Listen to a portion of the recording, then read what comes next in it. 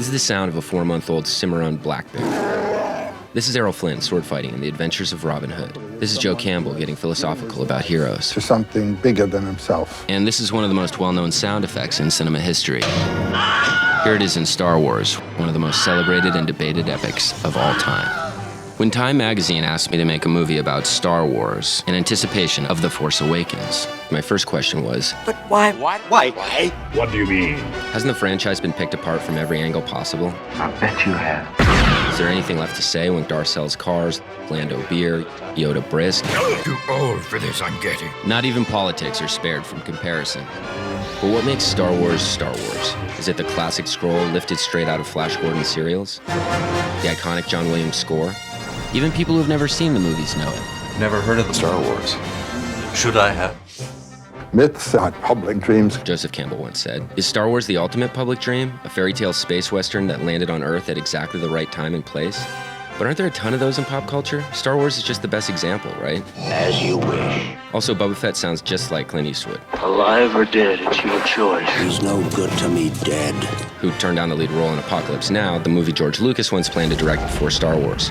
Harrison Ford has a small part in it too. And Lucas has said Coppola inspired Ford's character, Han Solo. It's a good story. I think you just can't bear to let a gorgeous guy like me out of your sight. This is Luke Skywalker saying no 10 times.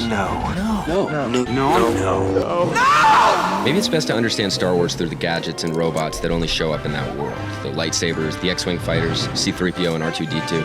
And while this world's design is essential, haven't we seen these sword fights before? These dogfights, these robots? Surely you can do better. Check out Darth Vader's mask.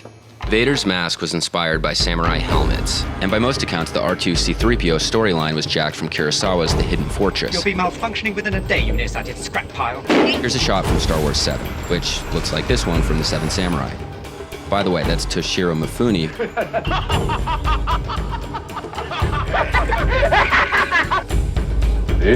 who Lucas tried to cast as Obi-Wan and Darth Vader in the original Star Wars. That's not true. That's impossible. But the technology is from a world of its own. It looks lived in, dirty, real, used.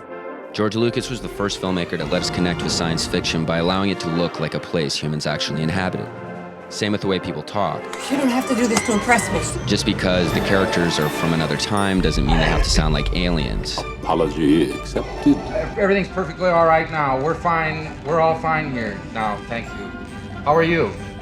They have a sense of humor that was always absent in earlier iterations of the genre. I don't know where you get your delusions, laser brain. Laugh it up, fuzzball. Remember that 4-month-old Cimarron bear? Here he is, synchronized with recordings from a walrus, a lion, and a badger. Languages that sound like gibberish or droid speak always convey emotion in Star Wars. And this gives the films a City Lights, silent movie quality at times. But you'll soon learn some respect. The sounds, the characters, the sets, the effects, pure sense of good and evil. The lines. Oh, I have a Very bad feeling about this. What makes Star Wars Star Wars? Pretty much everything I mentioned. At the end of the day, it's about you and how much you're willing to be a kid when the lights go down.